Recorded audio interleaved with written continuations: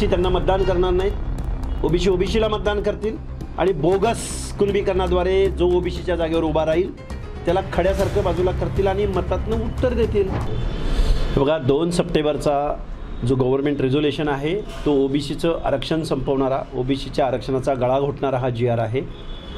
असं म्हणण्याचं कारण असं आहे की या महाराष्ट्रामधला लिडिंगला असलेला पर्याप्त प्रतिनिधित्व फुलफिल असणारा मराठा समाज जर सामाजिक मागासांच्या आलुत्याच्या बलुत्याच्या आरक्षणामध्ये आला तर त्याच्या स्पर्धेमध्ये मूळ ओबीसी टिकणार नाही आणि ओबीसी आरक्षणाचा अर्थच संपून गेलेला आहे। त्यामुळं हा GR जोपर्यंत रद्द होणार नाही तोपर्यंत आमची आंदोलनं सुरू राहणार आणि येऊ घातलेल्या निवडणुकांमध्ये त्याचं प्रत्यंतर किंवा त्याचा ॲक्शनला रिॲक्शन आम्ही ओबीसी बांधव सरकारला निश्चित देणार। छगन भुजबळ साहेब आणि वडेट्टीवार साहेबांना पण निमंत्रण देण्यात आलं पण ते आले नाहीत मोर्चाला। हे बघा ते भुजबळ साहेब तर हॉस्पिटलमध्ये ॲडमिट आहेत असं आम्हाला कळलं आहे। वडेट्टीवार साहेब चंद्रपूरकडं चंद्रपूरकडं आहेत, त्यामुळे त्यांची काही कारणं असतील ते आले नसतील, पण आम्ही आहोत ना, जनता आहे आणि त्यांचीही भूमिका तीच आहे आणि आमचीही भूमिका तीच आहे की 2 सप्टेंबरचा गव्हर्नमेंट रिझोल्युशन रद्द झाला पाहिजे, ओबीसीचं आरक्षण टिकलं पाहिजे, ही त्यांचीही भूमिका आहे। कोण आलं नाही आलं तरी ओबीसी बांधव मात्र एकजुटीनं या मागणीवरती ठाम आहेत। प्रकाश आंबेडकर असल्यामुळं ते टाळत आहेत का, म्हणजे स्टेज शेअर करणं? हे बघा गेल्या कित्येक दिवसापासून या महाराष्ट्रामध्ये कन्सिस्टंट भूमिका घेणारे माननीय वडेट्टीवार साहेब आहेत, माननीय भुजबळ साहेब आहेत, माननीय प्रकाश आंबेडकर साहेब आहेत, ओबीसीचे आंदोलक आहेत, ओबीसीचं आरक्षण टिकलं पाहिजे असं 3-4 भूमिका आहे। मुंडे बंधू भगिनी असतील, अजून कोण असेल, ओबीसीचे प्रकाश अण्णा शेंडगे असतील, गोपीचंद पडळकर असतील, या सगळ्यांची एक भूमिका आहे की ओबीसीचं आरक्षण टिकलं पाहिजे, आमच्या आरक्षणाला धक्का नाही लागला पाहिजे।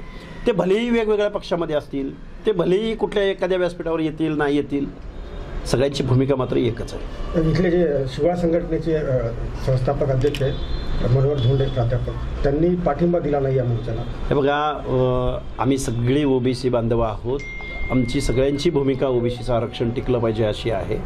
काही आमच्यामध्ये हेवेदावे असतील तर आम्ही निश्चित ते 4 भिंतीच्या आतमध्ये बसवू, मिटवू आणि जो म्हणून ओबीसीच्या बाजूनं रस्त्यावरच्या संघर्षात आंदोलनामध्ये उतरायला तयार आहे त्याचं स्वागत केलं जाईल। बरं, आता स्थानिक स्वराज्य संस्थांच्या निवडणुका म्हणजे जाहीर होणारच आहेत आणि अनेकांना जे तुम्ही म्हणतात की पूर्वी ज्या नोंदी सापडल्या त्यानुसार हे दिलेले आहेत सर्टिफिकेट, तर ते जे मराठी ज्यांनी सर्टिफिकेट घेतलं ते जर ओबीसीच्या आरक्षणावरून निवडणूक लढत असतील तर मग तुमच्या सगळ्या नेत्यांची काय भूमिका किंवा याबद्दल काही चर्चा वगैरे झाली? ओबीसीनी ओबीसीला मतदान करायचं, ओबीसीनी वेळ पडली तर SC STला मतदान करायचं, ओबीसीनी ज्या लोकांनी आपल्या आरक्षणाच्या विरोधामध्ये आंदोलन उभं राहत असताना GR काढला जात असताना ज्या पक्षांनी ज्या आमदारांनी ज्या खासदारांनी मूग गिळून बघ्याची भूमिका घेतली त्या माणसाच्या प्रतिनिधीला निवडायचं नाही, त्यांना मतदान करायचं नाही, ही आमची मागणी आहे। आणि मराठी जर समजा ओबीसीचे आरक्षण आता सर्टिफिकेट घेऊन जर निवडणुकीला उभे राहतील तर ओबीसीची सगळ्या संघटनांची सगळ्या नेत्यांची काय भूमिका, काय चर्चा झाली का? ओबीसी त्यांना मतदान करणार नाहीत,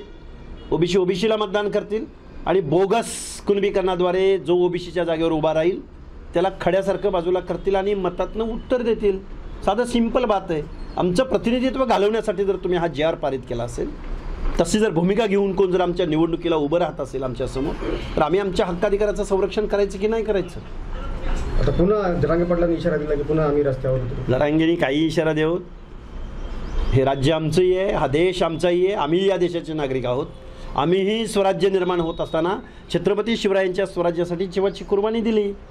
कोण आहे जरांगे? हा जरांगे काय मंत्री, खासदार, मुख्यमंत्री, न्यायमूर्ती कोण आहे?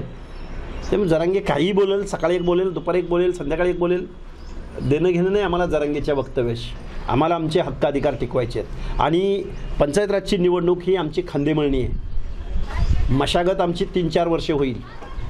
2029चा मुख्यमंत्री हा ओबीसीचा आणि ओबीसीचाच असेल। फडणवीसांना विरोध आहे का? फडणवीसांना विरोध असायचा प्रश्नच नाही। ओबीसींच्या काय भावभावना आहेत की नाही?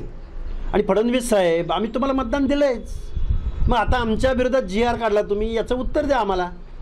आणि आम्हाला वाटतंय ना की आमचा माणूस जर तिथं असता तर आमचं आरक्षण गेलं नसतं, ही आमची भूमिका आहे। आता शेवटचा प्रश्न, शासन स्तरावरती आता तुमची जी काही लढाई आहे GR रद्द करावा आणि नोंदी रद्द कराव्या, शासन स्तरावरती कुठं चर्चा झाली का? तो स्तर म्हणजे तिथं काय झालं आणि न्यायालयीन लढाईमध्ये कुठपर्यंत? बघा शासनानं आम्हाला सपोर्ट केला नाही, शासनामधल्या मंत्रिमंडळानं आमच्या बाजूनं कोणी बोलायला तयार नाहीत। भुजबळ साहेब वगैरे 1-2-3 नेत्यांचा अपवाद सोडला तर आणि त्यांचं शासन ऐकायला तयार नाही. त्यामुळं शासन आमच्या हिताचं संरक्षण करण्यात अपयशी ठरलेलं आहे. आम्हाला प्रत्येक गोष्ट तर न्यायालयामध्ये जाऊन तिथं भांडून, आता न्यायालयसुद्धा आमची हिअरिंग सुनावणी घ्यायला तयार नाही. न्यायालयाचा आदर व्यक्त करून बोलतो. न्यायालयसुद्धा आमचं नाही, इथले आमदार खासदार आमचे नाही, इथलं शासन आमचं नाही. मग आता ओबीसीनी, बाबासाहेबांनी सांगितलेल्या मताचा अधिकार ओबीसीनी योग्य रीतीनं पंचायत राजमध्ये करावा अशी मी ओबीसीनं विनंती करेन. ठीक आहे, धन्यवाद.